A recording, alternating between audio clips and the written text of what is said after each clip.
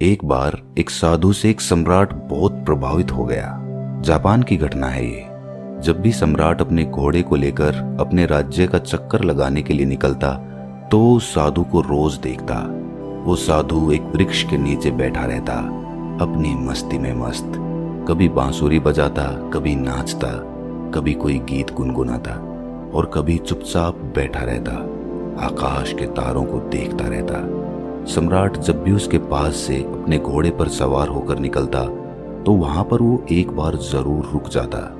उस साधु को देखे बिना उससे ना रहा जाता था। छुपकर वो उस साधु की मस्ती को देखता और फिर वहां से चला जाता। धीरे धीरे इतना रस आने लगा उसे उस साधु में कि समय कब बीत जाता था उसे पता ही नहीं चलता था। वो सम्राट चुपचाप एक झाड़ी के पीछे छुपकर उस साधु की मस्ती देखा करता था।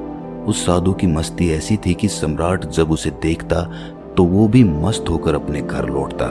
ये रोज का काम हो गया था। एक दिन वो सम्राट इतना भाव विभोर हो गया कि उस साधु के चरणों में गिर पड़ा और कहा कि महाराज, यहाँ मैं अब आपको और नहीं रहने दूंगा। वर्षा करीब आ रही है। इस वृक्ष के नीचे आप बारिश में कैसे रहोगे? मेरे महल में चलो, उस पर कृपा करो, मुझे सेवा का अवसर दो। ये सुनते ही वो साधु उठकर खड़ा हो गया, अपनी झोली उठा ली और कहा कि चलो। ये देखकर सम्राट को बड़ा सदमा लगा।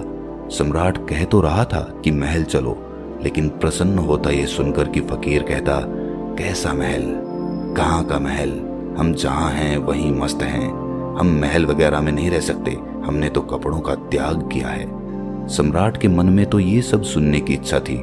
अगर साधु ने ऐसा कहा होता तो सम्राट उसके पैरों पर गिरकर कुछ और विनती कर लेता, लेकिन साधु तो तुरंत चलने को तैयार हो गया। तो सम्राट थोड़ा सदमे में आ गया। उसने सोचा, कहीं मैंने कोई गलती तो नहीं कर दी? इस आदमी ने मेरे साथ कोई चालबाजी तो नहीं की?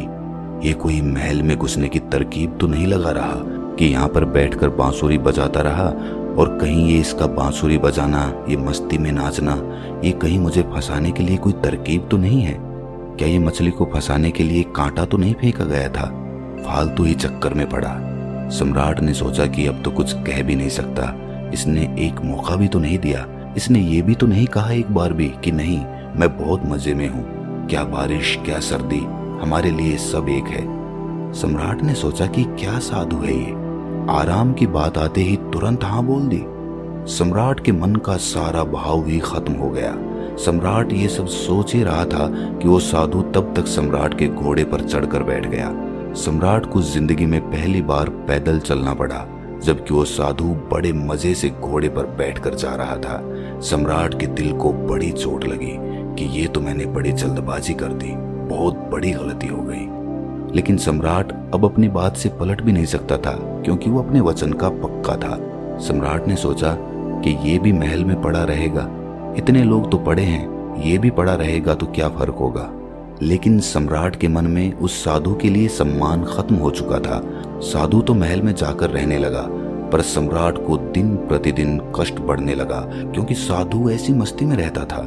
जब यही साधु उस वृक्ष के नीचे मस्त रहता था तो सम्राट के मन में उसके लिए आदर पैदा हो गया था कि ये कैसा गजब का त्यागी है।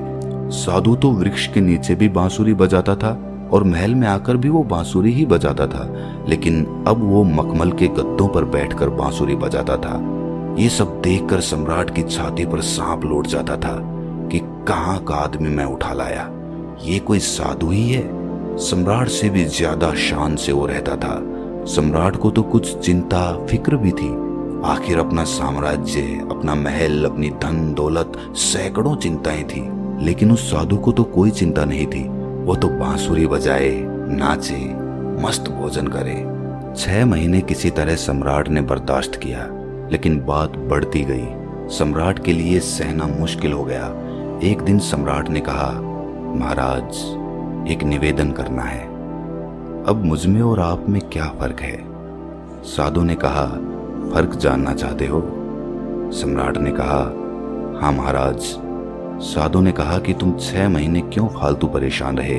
ये बात तुम्हें उसी वक्त पूछ लेनी चाहिए थी जब मैं घोड़े पर बैठा था, क्योंकि मैंने तो देख ही लिया था कि ये बात तुम्हारे मन में उसी वक्त उठ गई थी। जब मैं झोला उठाकर राजी हुआ चलने को उसी वक्त तुम्हारा चेहरा मैंने देख लिया था। ये प्रश्न तो उसी समय तुम्हारे भीतर था। अरे बुद्धू, तुमने 6 महीने तक अपनी छाती क्यों जलाई? वहीं पूछ लिया होता, मैं झोला डालकर फिर वहीं बैठ जाता। किस बात का संकोच कर रहे थे तुम? लेकिन मैं प्रतीक्षा कर रहा था कि देखूं कब तक तुम पूछते हो, तो कल सुबह फर्क बता ही देता हूं तुम्हें। लेकिन हाँ, गांव के बाहर बताऊंगा। सुबह सम्राट जल्दी उठा, उत्सुक था जानने को कि क्या फर्क है। सम्राट ने सोचा कि क्या फर्क हो सकता है, मुझे तो कुछ भी फर्क नहीं लगता। खाना जो मैं खाता हूँ वही वो खाता है और मुझसे भी ज्यादा मांगे करता है, ये लाओ वो लाओ। मैं जिस कमरे में रहता हूँ उससे भी ज्यादा सुंदर कमरे में रहता है वो। मेरा 2-3 नौकरों से काम चल जाता है, ये पूरे दिन 15-20 नौकर साथ रखता है। इसकी जरूरतों का तो कोई अंत नहीं, मांगे ही चला जाता है।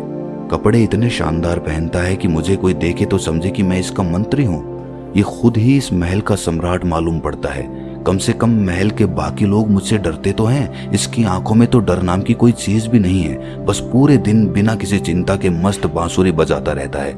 आज मैं भी देखूं कि क्या फर्क बतलाता है। सम्राट सुबह सुबह साधु के कमरे में पहुंच गया। वहां जाकर देखा तो साधु ने वही पुराने कपड़े पहने हुए थे जो वो उस वृक्ष के नीचे बैठकर पहनता था। उसी झोले को अपने एक हाथ में उठा रखा था और दूसरे हाथ में बांसुरी लिए तैयार खड़ा हुआ था। सम्राट ने कहा, चलिए महाराज। दोनों महल के बाहर निकल आए। चलते चलते गांव की नदी पार हो गई। कुछ देर बाद वे गांव के बाहर आ गए। सम्राट ने पूछा, अभी और कितना चलना है? साधु ने कहा कि बस कुछ देर और। चलते चलते सुबह से दोपहर हो गई। सम्राट ने कहा, बस अब और आगे नहीं, जो भी कहना है यहीं कह दो। साधु ने कहा, मैं तो आगे चलता हूँ, तुम चलते हो कि नहीं? सम्राट ने कहा कि मैं कैसे चल सकता हूँ? मेरा महल, मेरी बीवी, मेरे बच्चे, मेरी धन दौलत सब कुछ मुझसे जुड़े हुए हैं। मैं तुम्हारी तरह फकीर थोड़ी ना हूँ जिसे किसी बात की कोई चिंता ही नहीं है। साधु ने कहा, बस यही फर्क है तुम में और मुझ में। मैं कहीं भी जा सकता हूँ, तुम नहीं जा सकते हो। मैं हर परिस्थिति में खुश रह सकता हूँ, लेकिन तुम नहीं। जब मैं उस वृक्ष के नीचे रहता था तब भी मस्ती से रहता था और अपनी जिंदगी के एक एक पल को जीता था। जब मैं तुम्हारे महल में चला गया वहां भी मैंने अपने अनमोल जीवन के एक एक क्षण को पूरी मस्ती और खुशी के साथ जिया। अब जब मैं कहीं और चला जाऊंगा तब भी ऐसे ही जीऊंगा। हम जहां जिस वक्त रहते हैं पूरे तरीके से वहीं रहते हैं। हम ना तो अपने बीते हुए कल के बारे में सोचकर पश्चाताप करते हैं और ना ही भविष्य की चिंता करके अपने वर्तमान को खराब करते हैं। हम तो बस आज में जीते हैं, क्योंकि हम समझ चुके हैं कि जीवन तो आज में है, अभी इसी पल को जीने में है। बस यही छोटा सा फर्क है तुझमें और मुझमें कि तुम्हें परिस्थितियां चलाती हैं और हम परिस्थितियों को चलाते हैं। तुम खुश रहोगे या दुखी रहोगे, क्या तुम्हारे आसपास होने वाली घटनाओं पर निर्भर नहीं करता है ये?